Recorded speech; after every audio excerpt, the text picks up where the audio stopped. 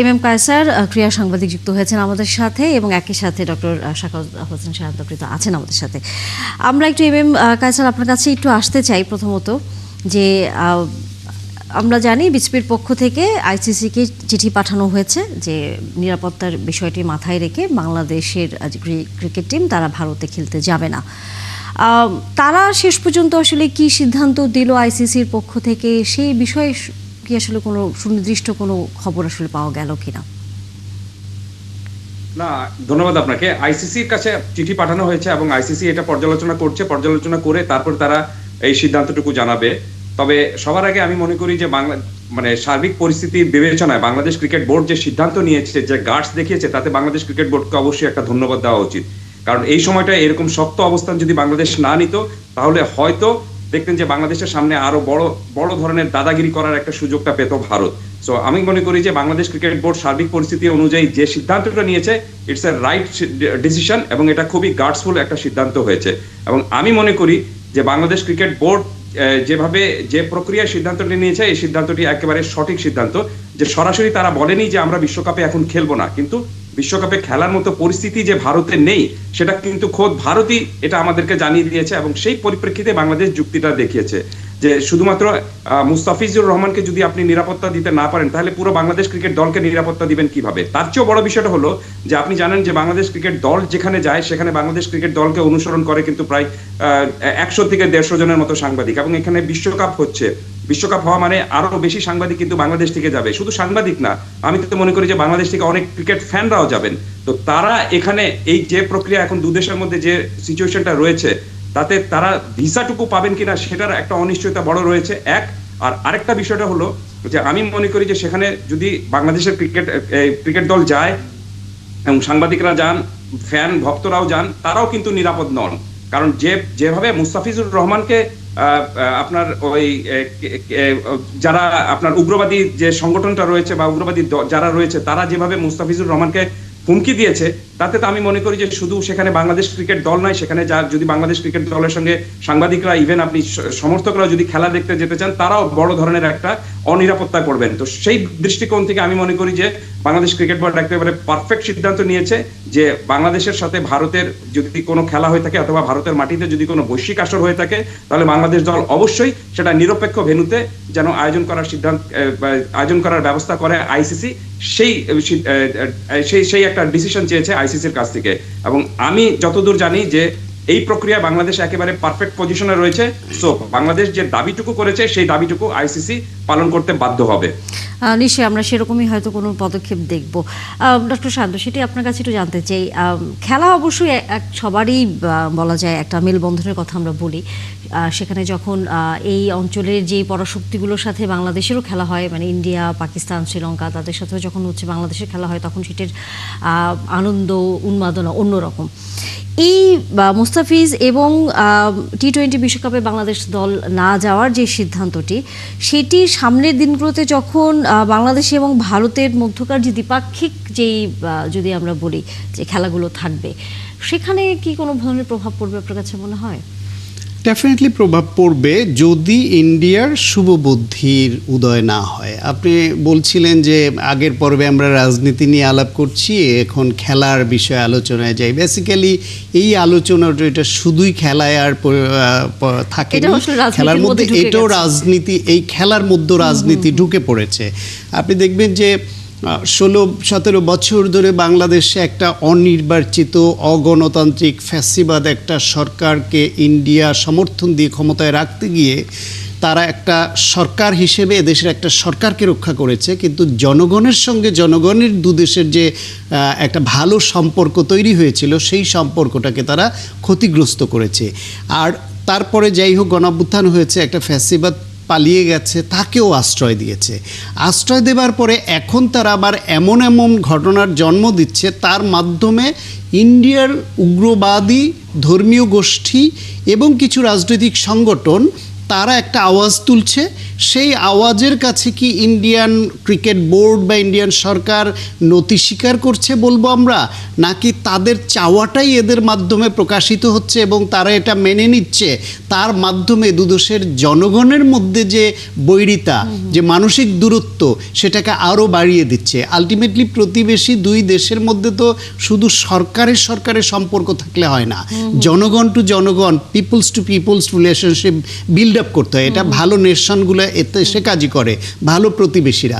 কিন্তু ইন্ডিয়া যে কাজটা করছে এর মাধ্যমে দেখবেন গণঅভ্যুত্থানের পরে তাদের সংবাদ মাধ্যমগুলোতে একতরফাভাবে বাংলাদেশ বিরোধী মিথ্যা প্রোপাগান্ডা ছড়ানো, বাংলাদেশকে নিয়ে নানান রকমের কল্পিত গল্প রচনা করে সেগুলো প্রচার করা, বাংলাদেশকে প্রশ্নবিদ্ধ করবার চেষ্টা করা এবং বাংলাদেশ থেকে পালিয়ে যাওয়াদের আশ্রয় দেওয়া, নির্ভয়ে থাকতে দেওয়া, সব কিছু মিলিয়ে মূলত বাংলাদেশের জনগণের সঙ্গে ওই দেশের জনগণের যে বৈরিতা, যে বিদ্বেষ, সেটাকে বাড়িয়ে তুলছে। এটা কোনো দেশের জন্যই ভালো হচ্ছে না, বরং এইখানে আরও ইন্ডিয়ার একটা গঠনমূলক দায়িত্ব পালন করা উচিত ছিল যে ঠিক আছে, আগে যা ভুল হয়েছে, ফ্যাসিবাদকে তারা প্রশ্রয় দিয়েছে, ভবিষ্যতে বাংলাদেশে নির্বাচিত সরকার আসলেও তো তাদেরকে বাইলেটারাল রিলেশনশিপ বজায় রাখতে হবে, ব্যবসা বাণিজ্য বজায় রাখতে হবে, দুই দেশের মানুষের নির্বিঘ্ন আসা যাওয়া বজায় রাখতে হবে, বর্ডার কিলিং বন্ধ করে এখানে একটা সার্ভিলেন্সের আওতায় আনতে হবে।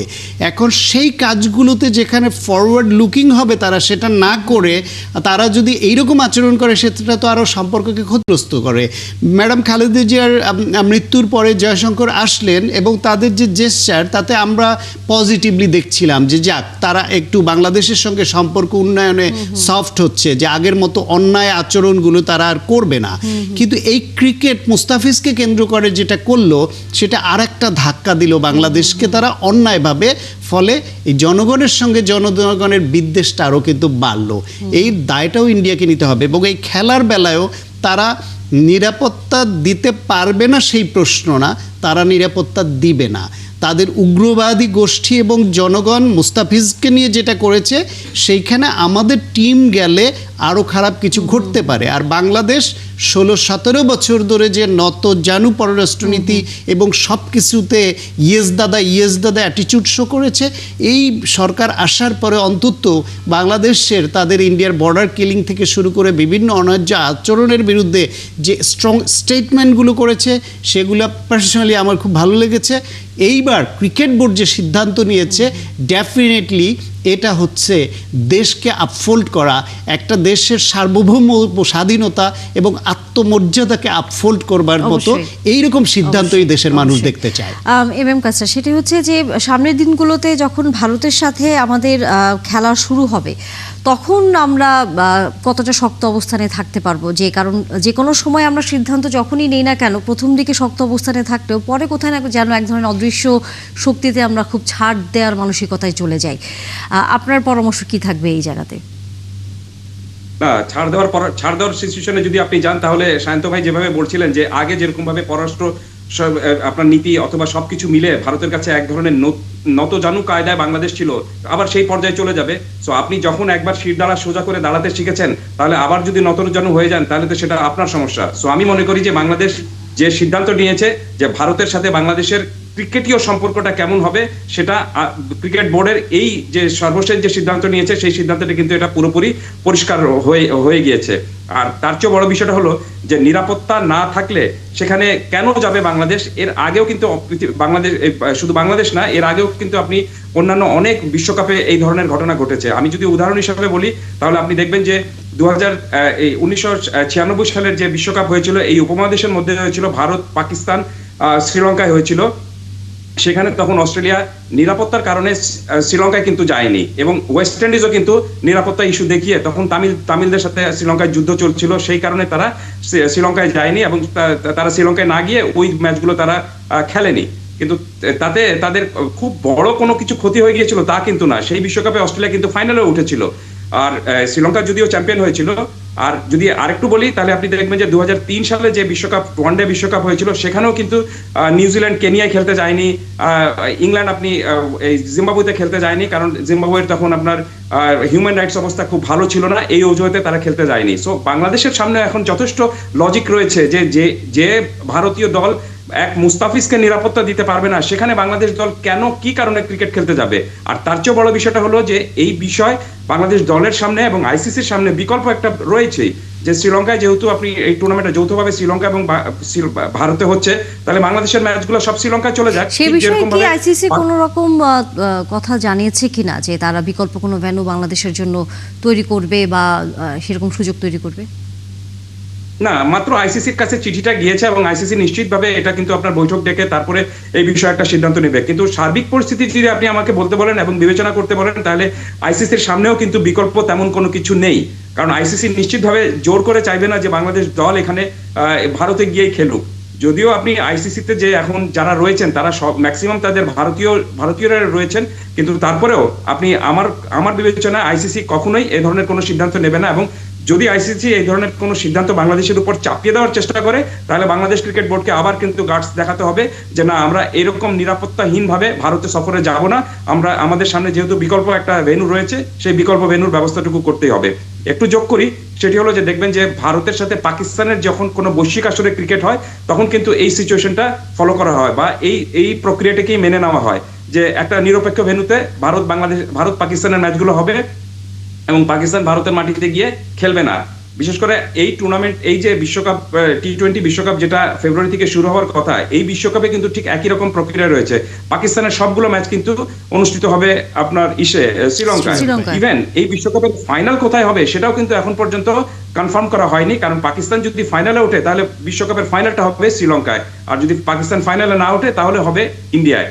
সো এই বাংলাদেশ ক্রিকেট দলকে কেন্দ্র করে বা মুস্তাফিজকে কেন্দ্র করে যে সমস্যাটা তৈরি হয়েছে, এই সমস্যাটা পুরোপুরি তৈরি করেছে ভারতীয় ক্রিকেট বোর্ড এবং আরেকটু বিস্তারিত ব্যাখ্যায় বলতে গেলে ভারত।